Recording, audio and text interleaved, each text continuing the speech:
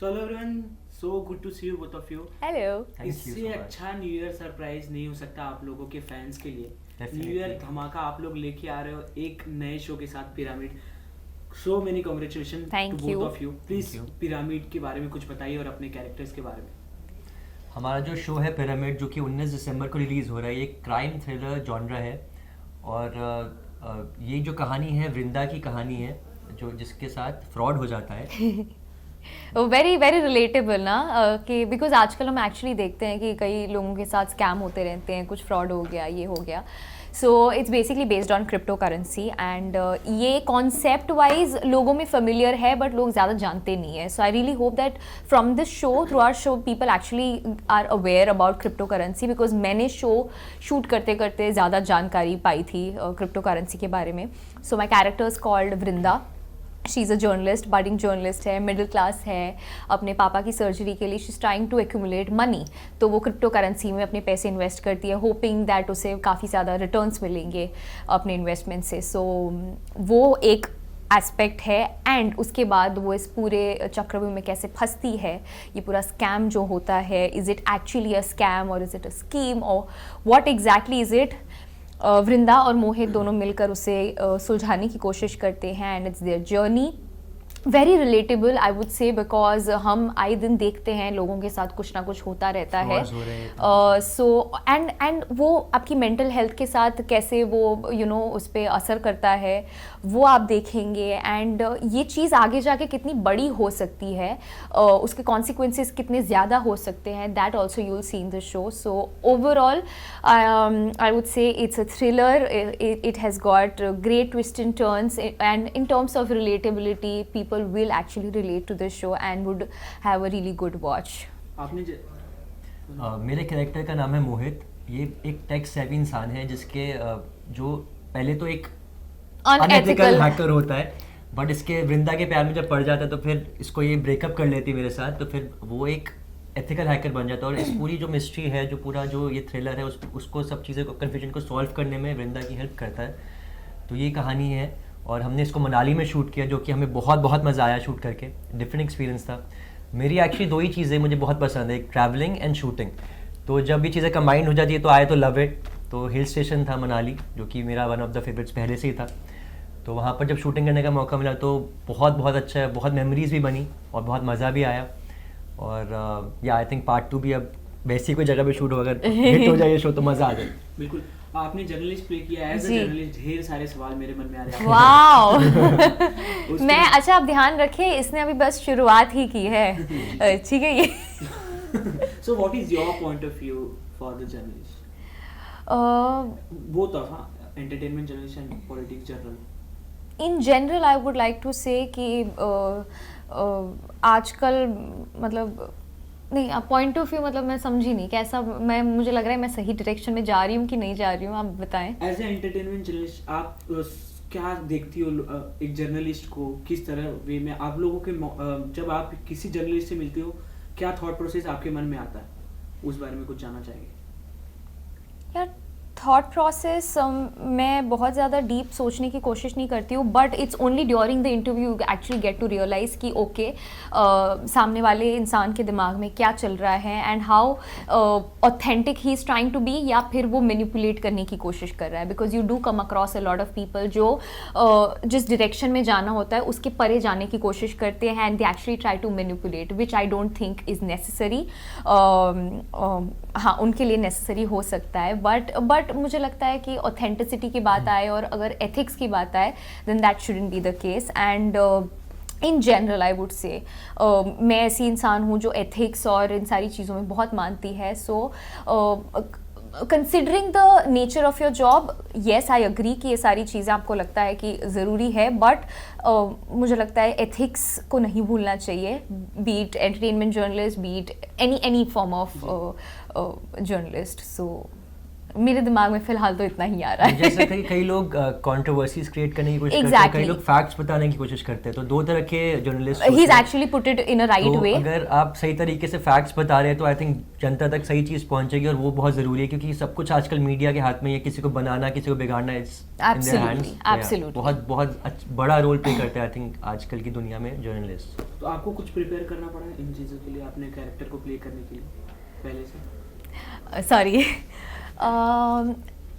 Honestly नहीं, because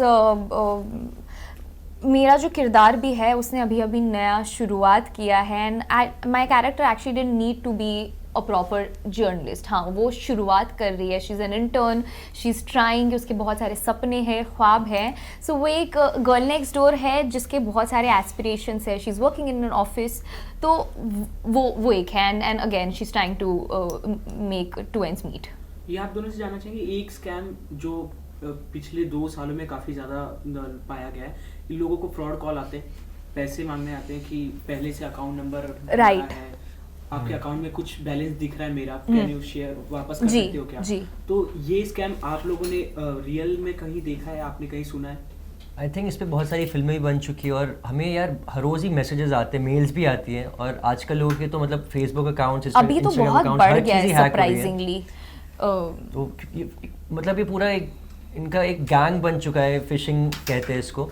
तो ये अभी हमें थोड़ा सा सतर्क रहना पड़ेगा, हमें जानना चाहिए कि मतलब क्या फेक है क्या ओरिजिनल, क्योंकि लगता है ऐसे ही कि बहुत सही तरह जगह से कॉल आ रहा है, ओरिजिनल जगह से कॉल आ रहा है, लेकिन हमें पेशेंस नहीं खोनी है, सोच समझ के अगर कहीं पे हम OTP दे रहे हैं तो सोच समझ के देना है कि यार सही जगह पे जा रहे हैं कि नहीं, और पैनिक नहीं करना अगर आपको ऐसे कॉल आ रहे हैं, क्योंकि बहुत लोग पैनिक करके गड़बड़ कर देते हैं।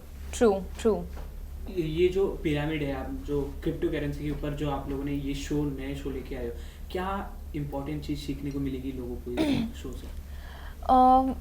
मुझे ऐसा लगता है कि crypto currency, like I said, as a concept everybody is familiar with it, सबको जानकारी है कि ऐसा कुछ कॉन्सेप्ट है, बट किसी को एग्जैक्टली वो क्या है, how it functions, as a layman मुझे नहीं पता था। It's only while I started shooting for the show, और मैंने सवाल करने शुरू किए, मुझे समझ नहीं आया कि अच्छा ये क्या है। That's when our sir, director sir Nitesh sir, he actually explain it to us कि हाँ ये चीज़ें होती है। तो एक तो मुझे ये सीखने को मिली कि ये रिलायबल कितना है, इज़ इट ट्रस्टेड और नॉट ट्रस्टेड, एंड क्योंकि इसमें बहुत ज़्यादा हाई रिस्क फैक्टर है, दैट इज़ द रीज़न यहाँ पे, and again it's very volatile, तो that is the reason India में it's not even legal. Correct, अभी भी बहुत सारे डिबेट्स चलते रहते हैं इसके ऊपर कि ये रिलायबल है कि नहीं है, तो मुझे तो बहुत डर लगता है भाई इससे। आई थिंक पैसे जो है अपने सोच समझ के इन्वेस्ट करना चाहिए, एकदम से इसमें पैसे ऊपर भी जा सकते हैं लेकिन फिर नीचे भी हो सकता है, नुकसान भी हो सकता है, तो पैसे इन्वेस्ट करने के आई डोंट थिंक कि, मुझे ऐसा लगता है पर्सनली कि जो थोड़े रिलायबल चीज़ें हैं जैसे कि SIP हो गया आजकल, म्यूचुअल फंड हो गया, वहाँ पे इन्वेस्ट करना बेटर है। धीरे धीरे पैसे बढ़ेंगे लेकिन डाउनफॉल एकदम से ज़्यादा नहीं आ जाएगा, क्योंकि इसके अंदर तो बहुत ही वॉलेटाइल मार्केट है क्रिप्टो करेंसी में, और and it's not even physical money, everything is going to be online, सब कुछ डिजिटल होने वाला है, आपके पास एक डिजिटल डायरी होने वाली है जिसके अंदर सारी, कभी बंद हो जाए सब कुछ तो सब पैसे उड़ जाएंगे, कल को दिखे ना नेक्स्ट डे कि वो कुछ ऐसा है भी coin. So I mean it's obvious very high risk factor, तो आप सोचिए, आप समझिए और फिर इन्वेस्ट कीजिए। हमारा शो देखिए, उससे आपको समझ में I know, करना चाहिए कि नहीं, true. क्योंकि कुछ इनके साथ बुरा होता है इस शो के अंदर, तो नहीं करना चाहिए, हमें तो यही लेसन मिल रहा है शो करने के बाद। इसलिए मैंने पूछा वो क्या लेसन है जो लोग और ज़्यादा एक्साइटेड होते हैं शो देखने के लिए। और भाई जैसे आपने पोस्ट किया इंस्टाग्राम पे कि you can't wait to see watching the film show, तो आपको कुछ यूनिक रिस्पॉन्सेज मिला जब आपने बताया, ये सरप्राइज दिया अपने फैंस को? ऑब्वियसली क्रिसमस पर हमारा शो आ रहा है, फैंस बहुत एक्साइटेड है, क्योंकि अब जैसे कि मैं टीवी नहीं कर रहा हूँ, वेब शोज़ और फिल्म्स कर रहा हूँ, तो बहुत टाइम के बाद कोई प्रोजेक्ट आता है, तो मेरा आई थिंक 3-4 महीने बाद कोई नया प्रोजेक्ट आ रहा है, तो फैंस बहुत एक्साइटेड हो गए हैं, और मुझे भी एक्साइटमेंट हो रही है कि कुछ नया बड़ा प्रोजेक्ट आ रहा है, रिलीज़ होने वाला है, तो even I am looking forward to watch it properly, क्योंकि मैंने भी पूरा नहीं देखा है, एडिटिंग में हमने थोड़ा बहुत जब डबिंग करते तब देखा था, लेकिन अब एक फ्लो में पूरा 6 एपिसोड देखने को मिलेंगे, तो मैं खुद ही बहुत एक्साइटेड हूँ, तो फैंस भी आई एम श्योर जब देखेंगे तो उनको भी मज़ा ही आएगा। बिल्कुल, ये एक नया कॉन्सेप्ट है, और नया इन द सेंस एक नए तरीके से आप लोग ये शो लेके आ रहे हो, जिससे लोगों को कुछ सीखने को भी मिले और सस्पेंस ये सब देखे, एंटरटेनमेंट तो हो गई। अपनी स्क्रिप्ट कैसे आप लोग सिलेक्ट करते हो, क्योंकि इतना सारा काम करने के बाद, इतना प्यार लोगों से पाने के बाद, लोगों की एक्सेप्टेशन वही रहती है आप लोगों से कि आगे भी ये अगर मेरे जैसे कि आपने खुद बोला कि एक यूनिक कॉन्सेप्ट है, तो अगर कुछ यूनिक कॉन्सेप्ट हो या फिर कुछ यूनिक कैरेक्टर हो, जैसे कि मेरा डिफरेंट है इस बारी, मैंने कभी ऐसे हैकर, कभी टेक सेवी प्ले नहीं किया था, तो ऐसा कुछ डिफरेंट चीज़ आती तो बहुत मन करता है ऐसा कुछ डिफरेंट ट्राई करने का, क्योंकि सीखने को बहुत कुछ मिलता है और अपने आप को प्रिपेयर उस तरह से कर सकते हैं जैसे आपने पहले नहीं किया है। तो या मुझे लगता है 2-3 चीज़ें बहुत इंपॉर्टेंट होती है। एक स्टोरी, आपको स्टोरी कितनी ज़्यादा अच्छी लग रही है, कितनी इंटरेस्टिंग लग रही है एज एन एक्टर जब आप पहली बार उसके बारे में आप सुनते हैं कॉन्सेप्ट, सिनॉप्सिस। बी, आपका कैरेक्टर, वो कितना आपको इंटरेस्ट करता है। आई मीन वो अनसेड है, वो बिल्कुल जाहिर सी बात है, आप एज एन एक्टर आप सोचेंगे उस बारे में कि आई एम नॉट सेइंग कि हाँ मेरे किरदार के अराउंड ही सारी चीज़ें होनी चाहिए, but it has to have some sort of importance and some sort of impact on the story. तीसरा लोग, मुझे लगता है कि ये भी मैं ध्यान में रखती हूँ कि आप किन लोगों के साथ कोलैबोरेट कर रहे हो, because at the end it's a collaboration between so many different people. सारे क्रिएटिव माइंड्स एक साथ आ रहे हैं, काम कर रहे हैं, एक्टर्स, टेक्नीशियंस, प्लेटफॉर्म्स, सो ये भी बहुत इम्पॉर्टेंट होता है मेरे लिए। तो अगर मुझे लगता है कि सारी चीज़ें कहीं पे लैंड कर रही है, then I would want to associate with projects. Television पे काम करने के बाद डेली सोप पे रोज स्क्रिप्ट, वही रोज वो अलग अलग चीज़ें और अलग अलग दिन परफॉर्म करना, पर जब आप कोई फिल्म करते हो, जब OTT पे आप काम करते हो, एक प्रॉपर स्क्रिप्ट आपको पहले से मिल जाती है, फिर आप उसी पे लगातार काम करना स्टार्ट करते हो, वो कितना ज़्यादा इंटरेस्टिंग हो जाता है। ऑब्वियसली अगर आपको आपको किसी चीज़ के लिए भी टाइम दिया जाता है तो ऑब्वियसली आप अच्छे से ज़्यादा प्रिपेयर कर सकते हो और अच्छे से डिलीवर कर सकते हो। एज एन एक्टर ऑल्सो आपको बहुत सारी चीज़ें, फैक्टर्स आप देख कर उसमें आप, जैसे अगर हैकर का मुझे रोल मिला तो मैं वो उस पर स्टडी कर सकता हूँ कि एक हैकर कैसा डील करे, कैसे बात करेगा, या फिर कैसा वो कंप्यूटर के साथ कैसा उसका मतलब कैसा वो दिखेगा, वो कैसे हैकर के एक जो कैरेक्टर में आप जा सकते हो, ज़्यादा टाइम मिलता है। टीवी में थोड़ा सा ऑन द स्पॉट स्क्रिप्ट मिलती है, आपको फटाफट करना पड़ता है, जबकि मुझे लगता है ज़्यादा डिफिकल्ट भी है कई बार, मुझे लगता है, क्योंकि ऑन द स्पॉट 10 स्क्रिप्ट्स आपको पेजेस याद करने पड़ते हैं। वही है कि आपके पास उस डिटेलिंग में जाने का मौका नहीं मिलता है और टाइम नहीं मिलता है। मौका तो मिल जाएगा बट आपको वो टाइम नहीं मिल पाता है उन डिटेल्स पे काम करने का। तो सबसे बड़ा फैक्टर जैसे रोहन ने कहा टाइम का है कि time is very very important, तो वही फैक्टर इतना बड़ा आता है, that's when you see that. दोनों के अपने फायदे यार। अभी टीवी जब करते तो जैसे अभी शूट किया तो कल दिख रहे हैं और फिल्म शूट करें, वेब शो शूट करें, ये 1.5 साल पहले बना था जो अब रिलीज़ हो रहा है, तो ये फ़ायदा भी है टीवी का कि फटाफट सब दिख रहा है, एकदम लाइमलाइट में हम रह रहे हैं।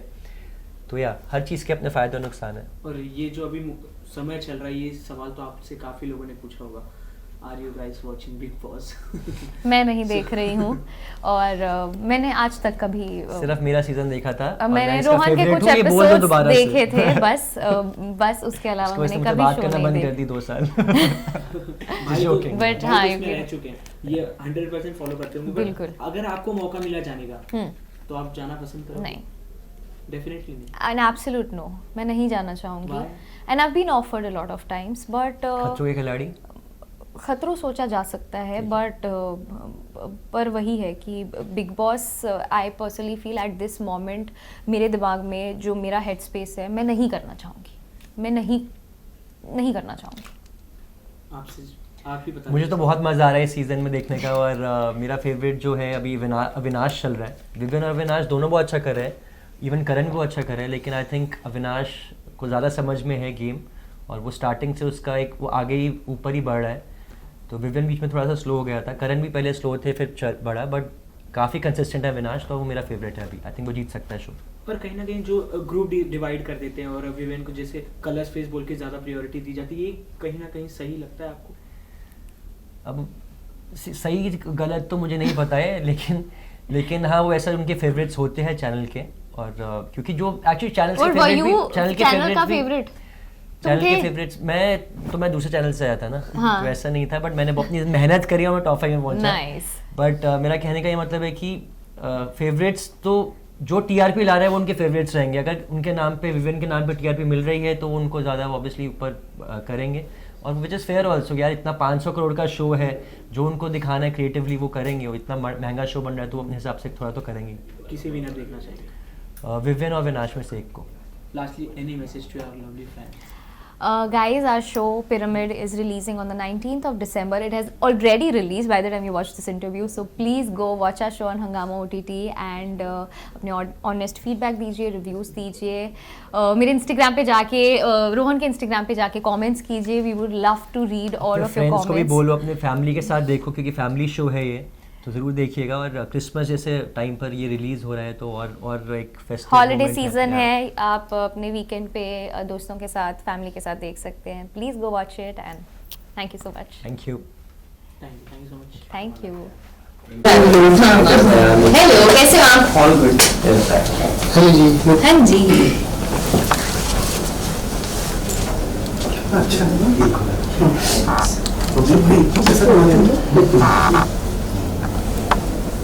सब रिकॉर्ड कर रहा हूँ मैंने ऑडियो। Thank you.